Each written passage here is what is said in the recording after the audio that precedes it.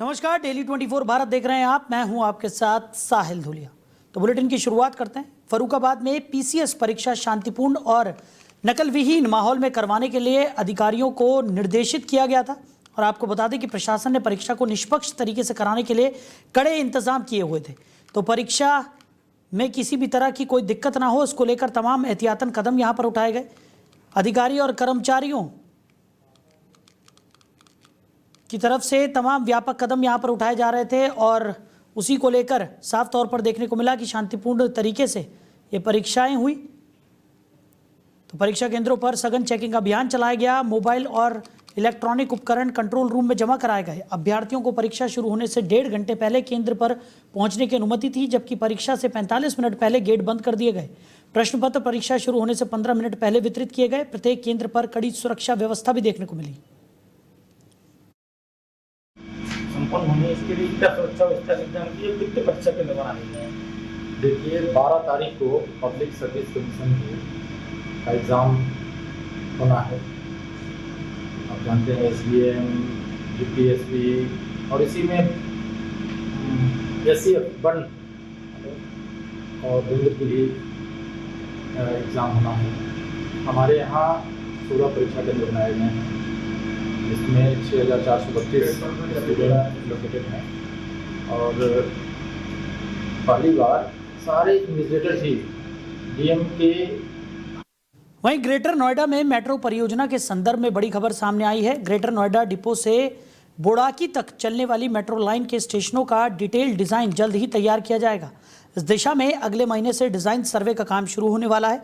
इस कार्य के लिए 3 प्रमुख एजेंसियों को आमंत्रित किया गया है, जिनमें से जो एजेंसी बेहतर प्रेजेंटेशन और अनुभव दिखाएगी उसे इस परियोजना का जिम्मा दिया जाएगा। एजेंसी के चयन की प्रक्रिया 2 हफ्ते में पूरी की जाएगी। ये metro route greater Noida depot से बुड़ाकी तक, नोएडा सेक्टर 51 से नॉलेज पार्क 5 और सेक्टर 38A बोटेनिकल गार्डन से सेक्टर 142 तक प्रस्तावित है। इसे ध्यान में रखते हुए अब बुड़ाकी रूट पर काम शुरू करने की तैयारी हो रही है।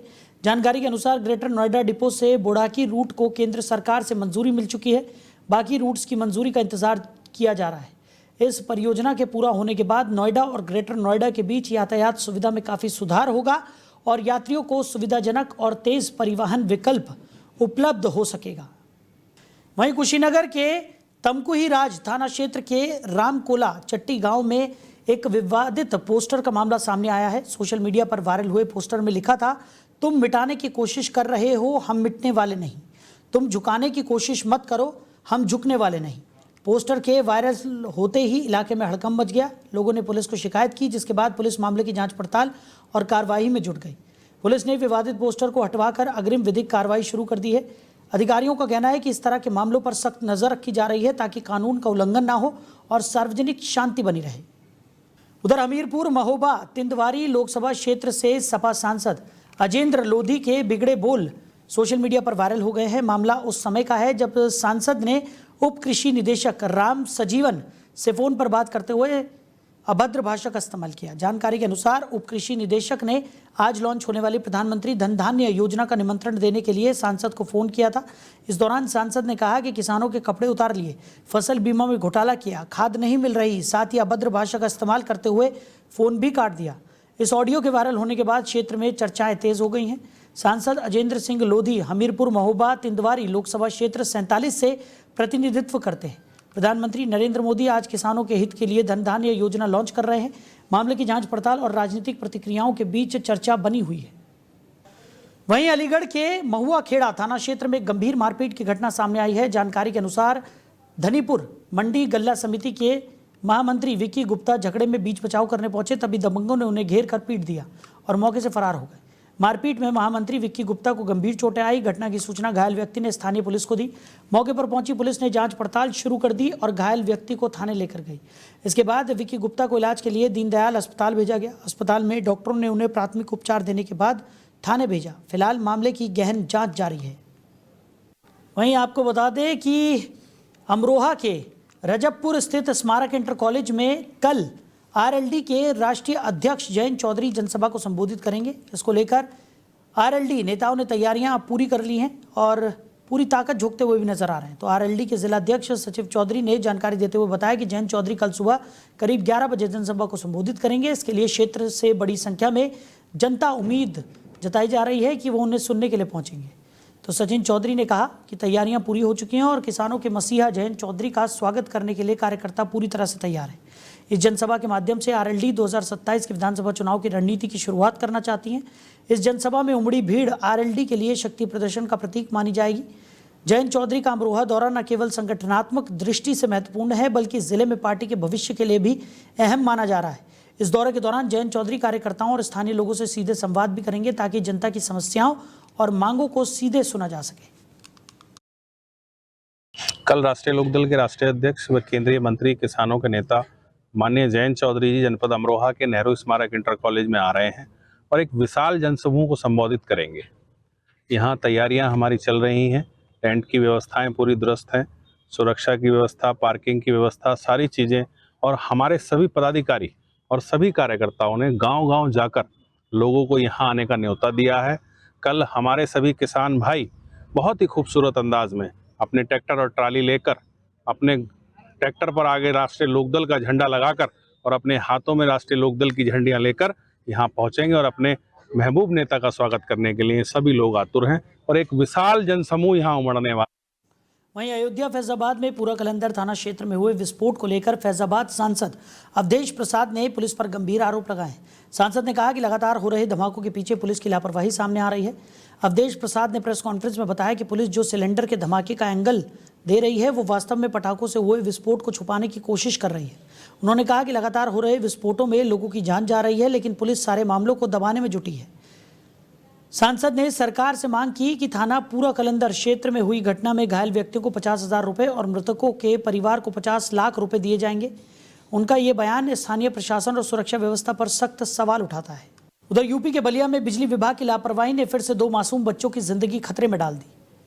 बेलथरा रोड तहसील के सियर ब्लॉक के चक्र इमलिया प्राथमिक विद्यालय में बुधवार को 9 वर्षीय दीपांशु राजभर और विवेक राजभर करंट की चपेट में आ गए। दोनों बच्चे चचेरे भाई बताए जा रहे हैं। हादसे के समय स्कूल में अफरा तफरी मच गई। गंभीर रूप से घायल विवेक को मऊ रेफर किया गया जबकि दीपांशु का इलाज स्थानीय निजी अस्पताल में चल रहा है। प्रधानाचार्य सुमंत सिंह सदमे में है। सूचना मिलने पर खंड शिक्षा अधिकारी सुनील चौबे मौके पर पहुंचे और उच्च अधिकारियों को रिपोर्ट दी। इस मामले पर स्थानीय सभासद नैयर अहमद ने कहा कि स्कूल के पास खतरनाक पुल हटाने की कई बार मांग की गई लेकिन विभाग की नींद आज 2 मासूमों के खून से टूटी है। नहीं बता पा रहे हैं हम क्या घटना क्या हुई है? मतलब 2 बच्चे हमारे विद्यालय के हैं, उनको थोड़ा सा बिजली के कनेक्शन लगने की वो है। एक बच्चा यहाँ सुरक्षित है, दूसरा बच्चा तुरंत ऑक्सीजन के साथ मऊ भेज दिया गया है। हमारे जिला बेसिक शिक्षा अधिकारी महोदय बलिया से मऊ के लिए निकल गए। अच्छा, किस क्लास के बच्चे थे और कहाँ घटना हुई है? कक्षा कौन सा था वो? क्लास 2 के बच्चे थे। ये चक मिलिया विद्यालय के क्लास 4 के बच्चे बताए जाए। ये जो 2 जना का घटना हुआ है, क्या मैडम छोड़ाती है में लाइन धली है। वो लड़का जब छोड़ाएंगे, वो लड़का का जब धरिए तो वो लड़का छोड़ाने तब वो को धलिए। वो लड़का सुत पड़ा, वो सुत पड़ा तो 3 जना आए तो लेके गोए। लग गया था। हाँ तो लेके गोए। मैडम रहे। बच्चों का नाम पता है आपको? लेकिन का नाम पता नहीं जानते जी। बाकी 2 जना रहना आ जाए। 2 जना का घाव उठा भइल बगल लाइन से हुआ है। हाँ लाइन से। खेलते हैं जी। हाँ खेलते हैं। जब छुट्टी हुआ तो खेले के नहीं सोचेंगे, बस हुआ में सट गए हैं 2 बच्चे। हाँ 2 बच्चे। वहीं हमीरपुर के मौदहा थाना क्षेत्र के भवानी गांव में एक 9 फीट लंबा अजगर नदी किनारे देखने को मिला। जानकारी के अनुसार नदी किनारे मछली पकड़ रहे ग्रामीणों ने इसे देखा और तुरंत सूचना डायल 112 पर दी। सूचना मिलते ही वन विभाग की टीम मौके पर पहुंची। टीम ने अजगर का रेस्क्यू किया और उसे सुरक्षित तरीके से जंगल में छोड़ दिया। इस घटना से इलाके में ग्रामीणों में उत्सुकता और हल्की सी दहशत का माहौल भी बन गया। वन विभाग ने लोगों से कहा कि नदी और जंगल के पास सतर्क रहें और किसी भी जंगली जानवर को अकेले न छेड़ें। वहीं हमीरपुर में दिन दहाड़े 3 बाइक सवार बदमाशों ने लूट की वारदात को अंजाम दिया। जानकारी के अनुसार बदमाशों ने पता पूछने के बहाने युवक की बाइक रुकवाई और फिर तमंचा दिखाकर 2,200 रुपये लूट लिए। लुटेरे युवक का मोबाइल और बाइक की चाबी भी छीनकर फरार हो गए। घटना की सूचना मिलते ही पुलिस मौके पर पहुंची और अज्ञात बदमाशों के खिलाफ मुकदमा दर्ज कर जांच शुरू कर दी। वारदात बिवार थाना क्षेत्र के उमरी मार्ग की बताई जा रही है। पुलिस आसपास लगे सीसीटीवी कैमरों की फुटेज भी खंगालने में जुट गई है। दिनांक 9/10/2025 को थाना बिवार क्षेत्र निवासी हर्षित तिवारी पुत्र पुष्पेंद्र कुमार तिवारी द्वारा थाना बिवार को सूचना दी गई कि जब वह बिवार से अपने ग्राम उमरी जा रहे थे तभी मार्ग में एक मोटरसाइकिल पर सवार 3 अज्ञात व्यक्तियों ने उन्हें तमंचा दिखाकर रोक लिया तथा अभियुक्त गणों द्वारा वादी से मोटरसाइकिल की चाबी, 2200 रुपये नगद राशि एवं एक मोबाइल फ़ोन छीन लिया गया। वादी की तहरीर के आधार पर थाना बिवार पुलिस द्वारा अज्ञात अभियुक्तों के विरुद्ध संगत धाराओं में अभियोग पंजीकृत कर आवश्यक कार्रवाई की जा रही है। घटनास्थल के आसपास के सीसीटीवी फुटेज एवं अन्य तकनीकी साक्ष्यों का संकलन किया जा रहा है। शीघ्र ही अभियुक्तों की पहचान कर अग्रिम वैधानिक कार्रवाई की जाएगी। क्या नाम है तुम्हारा? हाफिज तिवारी, किस गांव से हो? उमरी। क्या घटना हो गई आपके साथ में? मैं वहाँ से परसों रात में करीब 8 बजे सामान लेके उमरी आ रहा था। तभी रास्ते में राजमाता मंदिर के आगे पुलिया पड़ती है, वहाँ पर 3 अज्ञात लोगों ने मुझे हाथ दिया और उसके बाद मुझसे मौत आ जाने का रास्ता पूछा। मैं बताने लगा तो उसने एक लड़के ने तुरंत चाबी निकाली, एक ने कन्वर्टी में तमंचा लगाया और मोबाइल और पैसे निकाल कर भाग गए। अच्छा, क्या किसी के नाम हम जानते? नहीं। अच्छा, गाड़ी किस गाड़ी से थे वो लोग? स्प्लेंडर बाइक थी। स्प्लेंडर। कितने लोग थे? 3 लोग थे। अच्छा, बाइक का नंबर गाड़ी का कुछ याद है? नहीं। तो पुलिस में शिकायत की? पुलिस में FIR दर्ज किया है। क्या पुलिस ने दर्ज कर लिया मुकदमा? हाँ। वहीं मुजफ्फरनगर में पुलिस और अंतर्राज्यीय वाहन चोरों के गिरोह के बीच मुठभेड़ हुई। मुठभेड़ में पुलिस की गोली लगने से एक बदमाश शहजाद घायल हो गया, जबकि कॉम्बिंग के दौरान उसके साथी शादाब को गिरफ्तार किया गया। पुलिस ने मौके से चोरी की कार, ACM नंबर प्लेट और डिकोडर बरामद किए हैं। साथ ही चोरों के पास से तमंचा और कारतूस भी जब्त किए गए हैं। दोनों आरोपियों के खिलाफ गैंगस्टर एक्ट के तहत मुकदमे दर्ज कर लिए गए हैं। ये मुठभेड़ नई मंडी थाना क्षेत्र के बिलासपुर कट पर हुई। पुलिस फिलहाल गिरोह के अन्य सदस्यों की तलाश में जुटी है।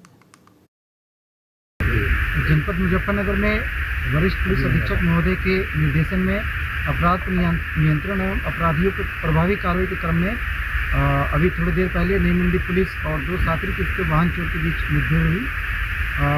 अभी थोड़ी देर पहले समय लगभग 11:15 बजे अपराध एवं अपराधियों के नियंत्रण क्रम में नई मंडी पुलिस विभिन्न स्थानों पर चेकिंग कर रही थी। भोपा पुल के नीचे एक पुलिस टीम जब चेक कर रही थी, उसी समय बागवाली की तरफ से एक 4 व्हीलर बड़ा तेज गति से आता हुआ पुलिस को दिखा। पुलिस ने जब बैरियर लगाया तो वो बैरियर से बचते हुए वापस मेरठ रोड की तरफ भागे। जब पुलिस टीम ने उस गाड़ी का पीछा किया तो ये संगम होटल के पास आकर ये एकाएक गाड़ी को मोड़कर बिलासपुर की तरफ भागने लगे। लगभग 500 मीटर आने पर सड़क के बराबर में गड्ढे में पहिया फंस जाने से गाड़ी फंस गई और गाड़ी फंसने से पुलिस टीम से घिरता देख बदमाशों ने पुलिस पर जान से मारने की नीयत से फायर कर दिया। आत्मरक्षा के प्रयास में जब पुलिस ने जवाबी कार्रवाई की, इसमें एक बदमाश के पैर में गोली लगी तथा दूसरा बदमाश अंधेरे का फायदा उठाकर भागने लगा। जनपद मुजफ्फरनगर में वरिष्ठ पुलिस अधीक्षक। वहीं त्योहारों के मद्देनजर खाद्य विभाग और पुलिस प्रशासन अलर्ट मोड पर है। इस क्रम में पुलिस ने 600 किलो मिलावटी मावा पकड़ा है और खाद्य विभाग की टीम ने मौके से 4 सैंपल भरकर जांच के लिए भी भेजे हैं। जानकारी के मुताबिक ये मावा मेरठ से मुजफ्फरनगर बिक्री के लिए लाया जा रहा था। टीम ने मौके पर ही मावे की क्वालिटी की प्राथमिक जांच की और वाहन को कब्जे में ले लिया। खाद्य विभाग की फूड इंस्पेक्टर अर्चना थीरन ने बताया है कि सैंपल की रिपोर्ट आने के बाद दोषियों के खिलाफ सख्त कार्रवाई की जाएगी। पुलिस और खाद्य विभाग की यह संयुक्त कार्रवाई थाना खालापार क्षेत्र के फक्कर शाह चौक पर की गई। मैडम, मावा पकड़ा है गाड़ी में, किस तरह का मावा है, कहाँ से आ रहा था, कहाँ जा रहा था? ये मावा मेरठ से आ रहा था और इसकी हमने नमूना ले लिया है और नमूना लेकर के हम इसको जांच के लिए लैब भेजेंगे और लैब के से रिपोर्ट आने के उपरांत इसके अगर आवश्यक कार्रवाई की जाएगी। कितना मावा है? ये होगा 6-7 कुंटल होगा शायद। किसके यहाँ जा रहा था? ये मावा भी यहाँ के जनपद मुजफ्फरनगर के बाज़ारों में ही जा रहा है, इसलिए हमने इसका नमूना लिया है और आज हमने करीब 10 नमूने एकत्रित किए हैं और रसगुल्ले को हमने विनिष्टीकरण किया है, जिस 100 किलो रसगुल्ले का, जिसकी कीमत 28,000 है और अब तक करीब हम 29 सैंपल्स ले चुके हैं, जिसमें विभिन्न आर्टिकल्स की हमने विनिष्टीकरण भी किया है। मैडम, मावा पकड़ा है गाड़ी में, किस तरह का मावा है, कहाँ से आ रहा था, कहाँ जा रहा था? ये मावा मेरठ से आ रहा था और इसकी हमने नमूना ले लिया है और उधर अफगानिस्तान के विदेश मंत्री आमिर खान मुत्तकी ने आज देवबंद के दारुल उलूम का दौरा किया और इस दौरान उन्होंने जमीयत उलेमाए हिंद के अध्यक्ष मौलाना अरशद मदनी से मुलाकात की। मुत्तकी के आगमन को लेकर दारुल उलूम परिसर में भारी भीड़ उमड़ी। सुरक्षा व्यवस्था को लेकर पुलिस प्रशासन को कड़ी मशक्कत करनी पड़ी। जगह जगह पुलिस और सुरक्षा बल तैनात रहे, जिससे कार्यक्रम शांतिपूर्ण ढंग से संपन्न हो सका। विदेश मंत्री मुत्तकी ने दारुल उलूम में घूमकर परिसर का निरीक्षण किया और संस्थान के इतिहास व योगदान के बारे में जानकारी ली। मुलाकात के दौरान दोनों नेताओं के बीच कई मुद्दों पर चर्चा हुई। इस मुलाकात को लेकर मौलाना अरशद मदनी ने कहा कि आमिर खान मुत्तकी से हमारी मुलाकात बहुत अच्छी रही। उनका देवबंद आना हमारे लिए खुशी की बात है। उन्होंने यहाँ की परंपरा और शिक्षा व्यवस्था की सराहना की। अफगानिस्तान के विदेश मंत्री के इस दौरे को दोनों देशों के बीच धार्मिक और शैक्षणिक संबंधों के लिए बेहद महत्वपूर्ण माना जा रहा है। बात करेंगे मुजफ्फरनगर की, तो मुजफ्फरनगर जनपद के तितावी थाना क्षेत्र के जसोई गांव में शनिवार को एक युवक पर नकाबपोश दबंगों द्वारा बेरहमी से हमला किया गया। करीब आधा दर्जन दबंगों ने युवक सूरज को सड़क पर दौड़ा कर लाठी, डंडे, ईंट, पत्थर और लात घूसों से पीटा। तो पीड़ित सूरज करीब 2 वर्ष पूर्व जसोई गांव की युवती अर्शी से प्रेम विवाह कर चुका है। दंपति की एक छोटी बच्ची भी है। सूरज इन दिनों जसोई बस स्टैंड के पास मार्केट में दुकान खोलने की तैयारी कर रहा था, तभी नकाबपोश दबंगों ने उस पर हमला कर दिया। घायल युवक को स्थानीय लोगों की मदद से जिला अस्पताल में भर्ती कराया गया, जहां उसका इलाज जारी है। हमले का सीसीटीवी फुटेज पास लगे कैमरे में कैद हो गया और सोशल मीडिया पर तेजी से वायरल भी हो रहा है। आरोपी नकाबपोश दबंग लड़की पक्ष के बताए जा रहे हैं। इस घटना के बाद इलाके में तनाव व्याप्त है। योग साधना आश्रम के महाराज यशवीर ने जिला अस्पताल जाकर घायल युवक से मुलाकात की और पुलिस से सख्त कार्रवाई की मांग की। उन्होंने चेतावनी दी कि अगर आरोपियों को जल्द गिरफ्तार नहीं किया गया तो मुस्लिम बस्ती में हिंदू समाज की पंचायत बुलाई जाएगी। एसएसपी संजय कुमार वर्मा ने बताया कि ये मामला प्रेम विवाह से संबंधित है। पुलिस ने धारा 307 के तहत मुकदमा दर्ज किया और 2 टीमों का गठन भी किया गया। अब तक एक आरोपी को गिरफ्तार किया जा चुका है। ये दरअसल में जो इस लड़के की पिटाई हुई, जिसे जान से मारने की कोशिश की गई आज, इस लड़के ने लगभग 1.5 वर्ष पहले मुसलमान की एक लड़की से शादी की। उस पर इन लोगों को ऐतराज था। कोर्ट वोट से भी मामला जो भी हुआ उसमें रजाबंदी होगी बाद में, और उस पर एक लड़की भी है, साथ में ही रह रहे हैं। आज ये कोई अपनी दुकान का वहां से पता लगा हमें, कोई तो दुकान का बोर्ड लगाने के लिए गए थे, दुकान खोल रहे थे वहां से, जो भी करने गए थे, तो उसमें इन लोगों को पता लगा हो तो ये वहां जाकर उसे जान से मारने की कोशिश की गई। वो तो उधर से कुछ लोग कोई अंतिम संस्कार करा के आ रहे थे, भीड़ को देख के वे लोग फिर चले गए वहां से।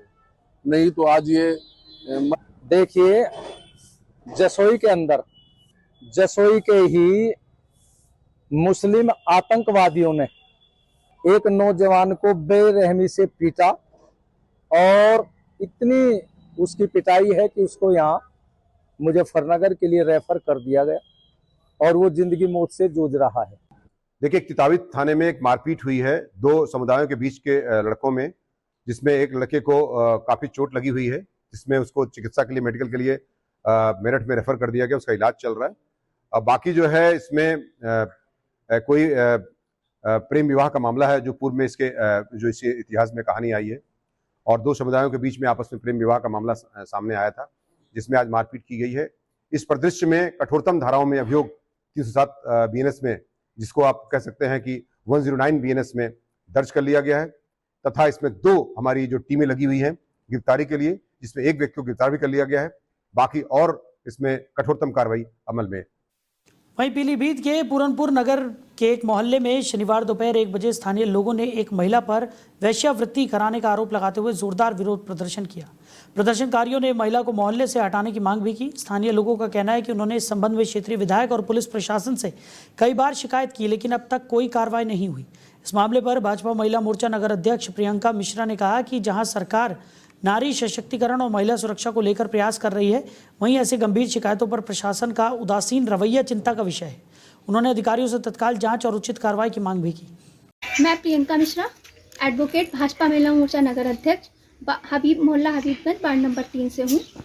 यहाँ के कल रात में मुझे सूचना लगी कि यहाँ के लोग बहुत परेशान हैं और यहाँ जो सीमा नाम की जो है लेडीज़, वो यहाँ पे देह व्यापार का काम कर रही हैं, जिससे यहाँ के जितनी भी लड़कियाँ, महिलाएं हैं, उन्हें कहीं ना कहीं हम बहुत कठिनाइयों से संघर्ष करना पड़ रहा है।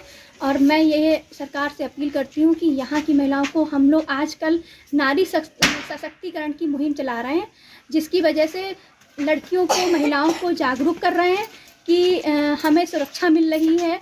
लगातार हमारे मुख्यमंत्री जी हमारी सुरक्षा के लिए बैठे हुए हैं और पता चल रहा है, कल इस प्रकरण से पता चला है कि हमारी महिलाओं को सुरक्षा कहीं ना कहीं प्रदान नहीं की जा रही है पुलिस प्रशासन द्वारा। इसलिए मैं सरकार से गुजारिश कर रही हूँ कि पुलिस प्रशासन हम लोगों की मदद करे और यहाँ से ये सब गंदगी को हटाए। उधर शाहजहांपुर में आज से स्वदेशी मेले का आयोजन शुरू हो गया है। कार्यक्रम का शुभारंभ वित्त एवं संसदीय कार्य मंत्री सुरेश कुमार खन्ना ने किया। मेला राजकीय इंटर कॉलेज मैदान खिरनी बाग में आयोजित किया गया, जिसमें स्थानीय कारीगर, हस्तशिल्पी और उद्यमी अपने स्वदेशी उत्पाद प्रदर्शित कर रहे हैं। उद्घाटन के दौरान आपको बता दें, मंत्री ने 20,77,50,000 रुपए की धनराशि के प्रतीकात्मक चेक स्वयं सहायता समूह और युवाओं को वितरित किए। मंत्री सुरेश खन्ना ने लोगों से कहा कि स्वदेशी वस्तुएं अपनाएं, देश की अर्थव्यवस्था को मजबूत बनाएं। उन्होंने दिवाली पर देशी उत्पादों की खरीद करने की अपील भी की ताकि स्थानीय कारीगरों को प्रोत्साहन मिल सके। इस मेले का आयोजन 18 अक्टूबर तक चलेगा। मेले में ओडीओपी, जरी, जरदोजी के स्टॉल विशेष आकर्षण का केंद्र है। जिलाधिकारी धर्मेंद्र प्रताप सिंह ने सभी से अपील की है कि स्वदेशी मेले में आकर वोकल फॉर लोकल अभियान को सफल बनाएं। ट्रेड शो नोएडा में लगा पिछले 3 सालों से, उसमें अत्यंत उत्साहजनक परिणाम देखने को मिले। तो हमारे प्रदेश का प्रोडक्शन और जो जिस प्रकार से उसको डिस्प्ले करने का उन लोगों को मौका मिला नोएडा में, और बाहर से जो लोग परचेजर आए उन लोगों ने और उनका उत्साह बढ़ाया, क्योंकि वहाँ पर बहुत अच्छी ट्रेडिंग हुई। इसलिए मुख्यमंत्री जी ने पूरे प्रदेश में ये 8-9 दिन का मेले का आयोजन करवाया है, स्वदेशी मेला, कि जो कुछ भी हम यहाँ बनाएं उसको डिस्प्ले करने का मौका, और एक तरह के जो परचेजर हैं, जो घूमने देखने वाले हैं, किसी न किसी रूप में उपभोक्ता हैं, वो अपनी प्रदेश की, अपने जनपद की। तो फिलहाल इस बुलेटिन में मेरे साथ इतना ही। आप बने रहिए। नमस्कार। सत्ता की हर चाल पर हमारी नजर, जनता की आवाज सबसे पहले, सच की पड़ताल करेंगे हम। क्या छपा क्या छिपा, राजनीति के खेल का पर्दाफाश, जहां राजनीति को परखा जाता है जनता की कसौटी। राष्ट्रहित है हमारी प्राथमिकता, जहां बॉलीवुड की चमक भी सच्चाई से टकराती है।